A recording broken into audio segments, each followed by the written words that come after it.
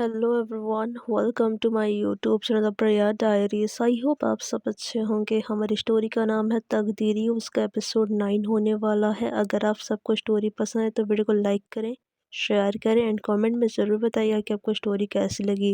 And channel को subscribe करना मत भूलिएगा। चलिए हम चलते हैं हमारी स्टोरी की तरफ।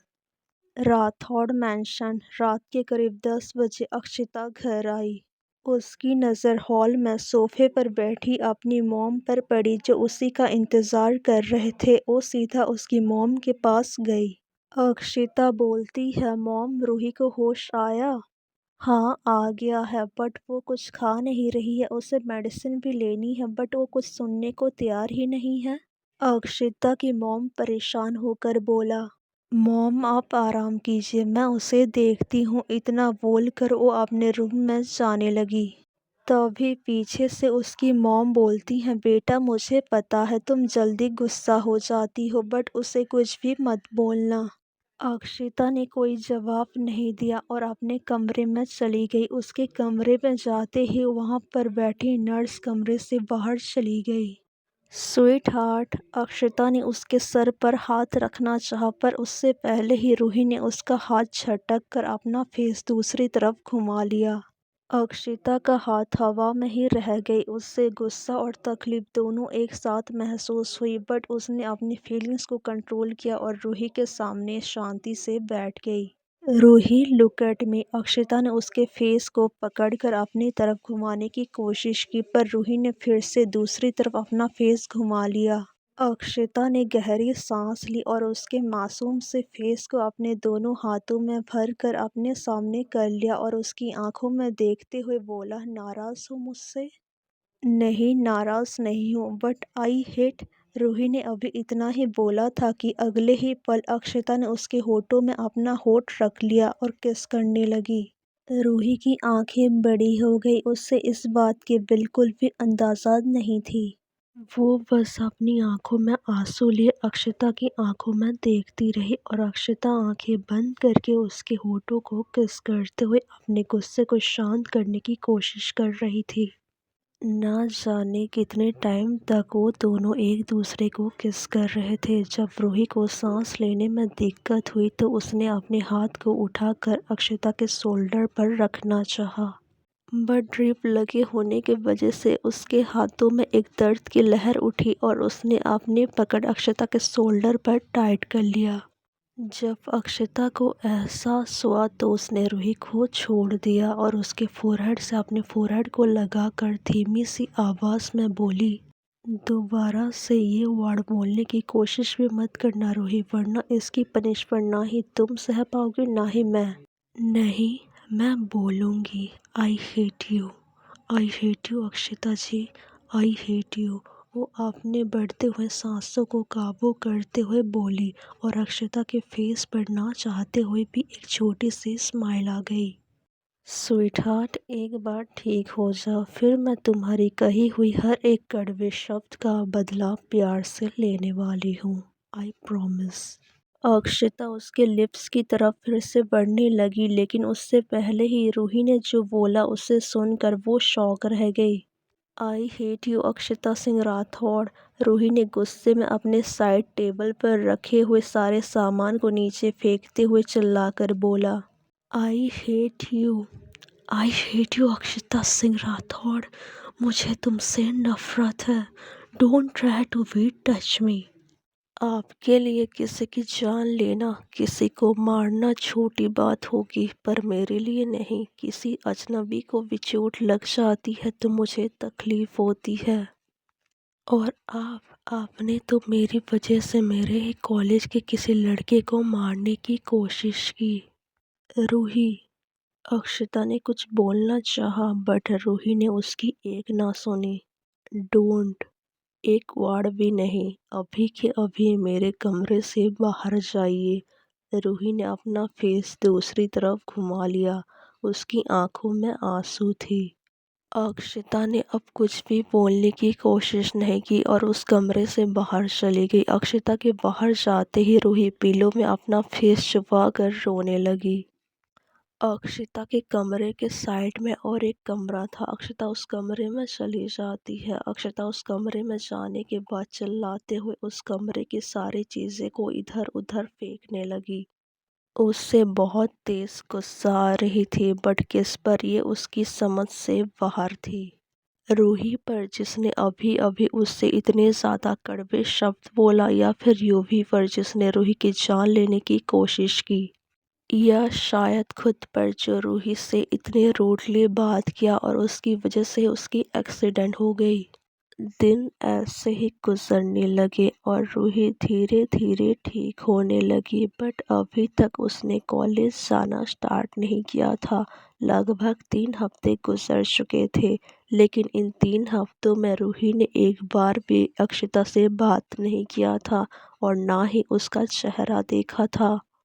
अक्षिता के ऑफिस जाने के बाद ही वो कमरे से बाहर आती थी और अक्षिता के घर आने से पहले ही डिनर करके सो जाती थी। उसने अक्षिता को उस कमरे में आने से भी मना कर दिया था। अक्षिता ने भी इस बीच एक बार भी रूही से बात नहीं की थी। रूही की नाराजगी का फ्रस्ट्रेशन वो अपने ऑफिस स्टाफ पर निकालती थी। हर दिन की तरह आज भी अक्षिता अपने ऑफिस में बैठकर काम कर रही थी, तभी उसके फ़ोन पर किसी की कॉल आई। हेलो, अक्षिता ने कॉल रिसीव करके बोला।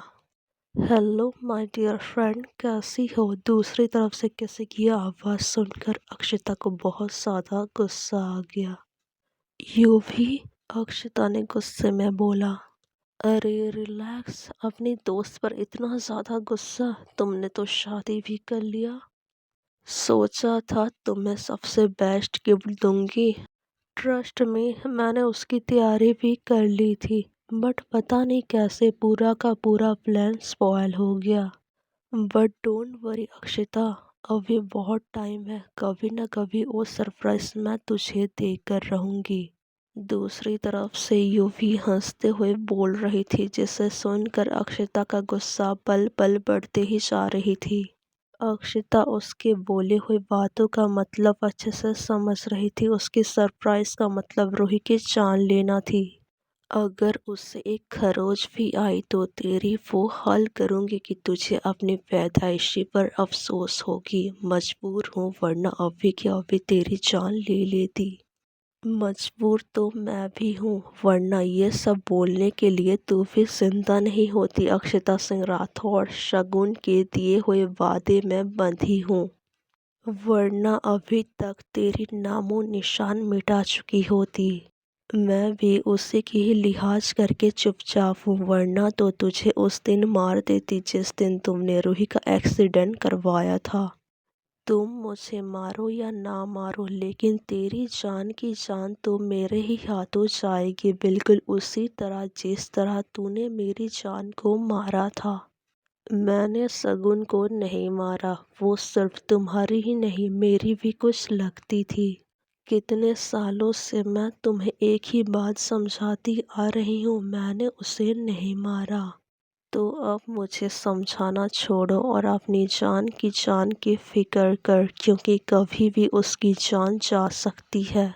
मॉल में शॉपिंग करते टाइम, घर में आंटी के साथ बात करते टाइम, या फिर बिल्कुल उसी तरह कॉलेज के टेरेस से गिरकर जैसे तूने शगुन को गिराया था। यू भी माइंड योर लैंग्वेज, मैंने शगुन को नहीं मारा।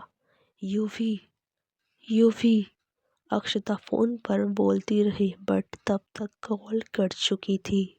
अक्षिता ने गुस्से में फ़ोन को दीवार पर पटक दिया और फ़ोन के टुकड़े टुकड़े होकर नीचे बिखर गए। मैंने नहीं मारा शगुन को। वो अपना सर पकड़कर चेयर पर बैठ गई और लैपटॉप पर रूही को देखने लगी। बिना किसी के इन्फॉर्मेशन के उसने रूही के कमरे में स्पाई कैमरा लगाया था, जिसका एक्सेस सिर्फ उसके लैपटॉप और फ़ोन में ही थी। इतने दिनों से वो रूही को दूर से ही देख रही थी, क्योंकि पास आने के लिए तो रूही ने पहले ही मना कर दिया था। और अक्षता भी उसे टाइम देना चाहती थी, जिससे वो अक्षता को समझे। इसलिए इन 3 हफ्तों में उसने कभी भी ज़बरदस्ती रूही से बात करने की कोशिश नहीं की थी, और ना ही उस कमरे में सोने की। दूसरी तरफ आज काफ़ी दिनों बाद रूही कॉलेज जाने के लिए रेडी हो रही थी। अक्षता सुबह ही ऑफिस के लिए निकल चुकी थी और ऑफिस में बैठकर अपने लैपटॉप में रूही को देख रही थी, जो रेडी होते हुए किसी से फ़ोन पर बात कर रही थी। हाँ यार पूजा, बस 5 मिनट, 5 मिनट में मैं कॉलेज पहुंच जाऊंगी, फिर कर लेना जितना बात करनी है। अभी मुझे चैन से रेडी होने दे मेरी माँ। रूही ने शर्ट पहनते हुए जल्दबाजी में बोला। अच्छा रेडी हो जा और कॉलेज आ जा, फिर हम तीनों मिलकर तेरी अच्छे से क्लास लगाते हैं और फिर बताऊंगी तुझे जब माँ डांटती है तो कैसा लगता है। डांट लेना मेरी माँ। उप्स, सॉरी मेरी भाभी, अभी रेडी होने दे, बाय।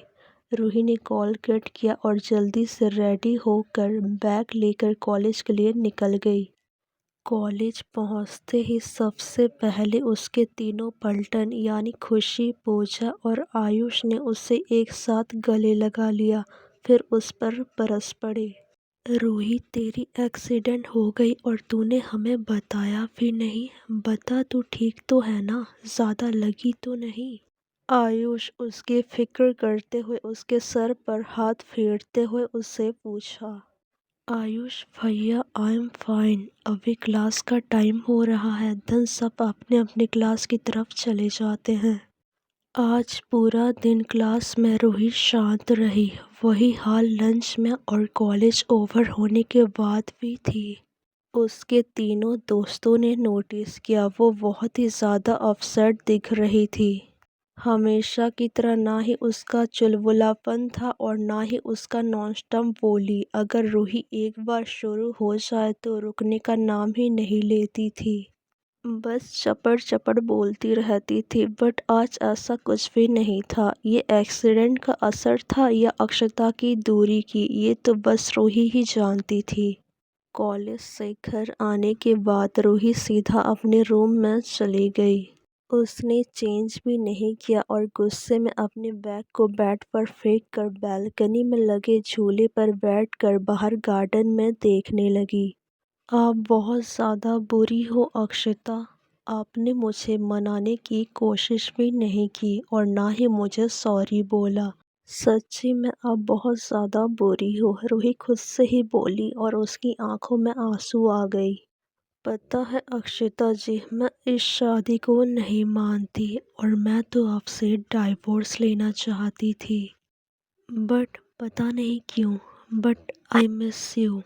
पता नहीं क्यों मुझे अभी आपको हग करना है, वो भी टाइटली।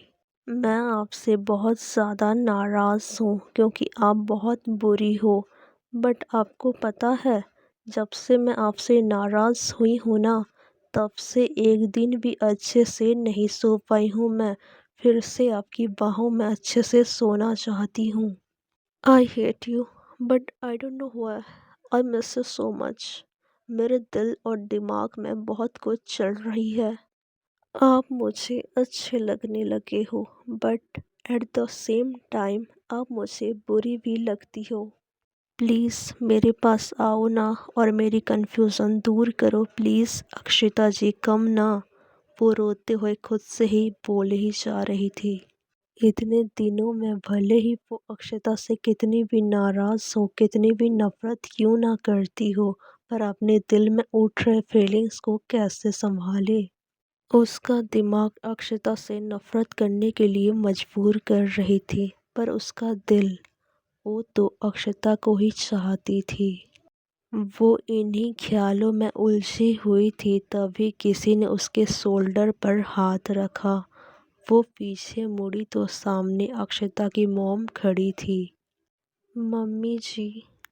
वो उठी और उनके गले लगकर रोने लगी। क्या हुआ बच्चा, रो क्यों रही हो? कुछ हुआ है क्या? तुम ठीक तो हो ना? अक्षता की मॉम फिक्र से उसके बालों को सहलाते हुए पूछा। Nothing mummy ji, I am fine, बस घर की याद आ रही थी और कुछ नहीं। रूही ने अपने आंसू साफ किए और वापस से झूले पर बैठ गई। अक्षता की मॉम भी उसके बगल में बैठ गई और सामने देखते हुए बोली, सच में घर की याद आ रही है या कोई और बात है? सच्ची मम्मी जी, और कोई बात नहीं है। ऐसे ही अक्षता की मॉम और रूही वहीं पर बैठकर काफी देर तक बातें करते रहते हैं। रात को डिनर करने के बाद दोनों अपने अपने रूम में चले गए। अक्षता जब घर आई तो सब सो चुके थे। वो चुपचाप अपने रूम में चली गई और शावर लेकर वो भी सो गई। रूही को नींद नहीं आ रही थी। वो बार बार करवट बदल रही थी। उसे तो आदत हो चुकी थी अक्षता की बाहों में सोने की। वही जानती थी इन 3 हफ्ते उसने कैसे खुद को अक्षता की बाहों से दूर रखा है। वो बुरी तरह चिढ़ गई थी और उठकर बालकनी में चली गई। ऐसी भी क्या आदत की नींद ही नहीं आ रही है। आज से पहले तो मैंने कभी किसी को इतना मिस नहीं किया, फिर उन्हें क्यों इतना मिस कर रही हूँ। और तुम्हारा ना कुछ ज़्यादा ही हो रहा है। मुझे चैन से नहीं रहने दोगे ना? उसने अपने दिल पर हाथ रख कर हल्की नाराज़गी से बोला और उसी वक्त उसका दिल और भी ज़ोर से धड़कने लगा। जैसे बोल रहा है गलती तुम्हारी है, तुम ही अक्षता को याद कर रही हो, फिर मुझे डांट कर क्या फ़ायदा। अच्छा, मैं अक्षता जी को याद कर रही हूँ, झूठे आवारा कहीं का। शांत हो जाओ, क्यों इतना फुदक रहे हो। उसने फिर से अपने दिल को डांटा। खुद को डांटने में वो इस कदर बिजी थी कि उसे एहसास ही नहीं हुआ कि एक काला साया ठीक उसके पीछे खड़ा है और ना जाने कब से उसकी बक बक सुन रहा है। रूही को कुछ अजीब सा एहसास हुआ, जैसे कोई उसके पीछे खड़ा हो। वो जैसे ही पीछे मुड़ी तो उसके मुंह से चीख निकलते निकलते बचा। और ठीक उसी टाइम उस काले साया ने उसके मुंह पर हाथ रख कर जोर से दबा दिया। शांत हो जाइए, मैं हूँ। उस साया ने अपने चेहरे पर लगा मास्क को हटाया और रूही ने उसका चेहरा देखकर एक गहरी सांस लिया। रूही ने गुस्से में बोला, ये कौन सा तरीका है मेरे रूम में आने का। दरवाजे पर क्या कोई बैट बोर्ड लगा है जो भूत की तरह मेरे सामने आ गए। चलो छोड़ो ये सब, ये बताओ क्यों आए हो आप। उस शख्स ने बोला, आपको कुछ बहुत ज़रूरी बात बतानी है। शायद ये सब जानने के बाद आप अपनी वाइफ को मिसअंडरस्टैंड ना करें और आपकी नाराज़गी दूर हो जाए। रूही कुछ पल उसे घूरती रही और फिर उसने बोला, मेरे और अक्षता जी के मैटर में कोई तीसरा बोले, मुझे ये मंजूर नहीं। ओके, अब आप यहाँ से जा सकते हो। ज़रूरी है, प्लीज़ सुन लीजिए। उस शख्स ने फिर से अपनी बातों को दोहराया और रूही ने इस बार उसे अपनी बात कहने का मौका दे दिया। उस शख्स ने रूही को कुछ बताना शुरू किया, जिसे सुनकर रूही के चेहरे का एक्सप्रेशन पल पल बदलने लगे। कुछ ही पल में ना जाने उसके चेहरे पर कई एक्सप्रेशन आए और गए। आखिर में उसकी आंखों में आंसू आ गए और वो धप से सोफे पर बैठ गई। सगुन ने सुसाइड किया था? क्या अक्षता जी भी सगुन से प्यार करती थी? रूही ने लड़खड़ाते हुए पूछा। ना जाने क्यों इस टाइम उसके दिल में एक अलग सी बेचैनी हो रही थी, ये सोचकर कि कहीं अक्षता भी सगुन से प्यार ना करती हो। उस शख्स ने फिर कुछ बोला और रूही ने अपनी आंखें बंद कर लिया। उसकी आंखों में ठहरा आंसू उसके गालों पर आ गई। आज की पार्ट में बस इतना ही। मिलते हैं नेक्स्ट पार्ट में। अगर आपको नेक्स्ट पार्ट सुनना है तो मेरे चैनल को सब्सक्राइब करिए। अगर स्टोरी पसंद आई हो तो वीडियो को लाइक करें, शेयर करें, कमेंट पे ज़रूर बताइएगा कि आपको स्टोरी कैसी लगी।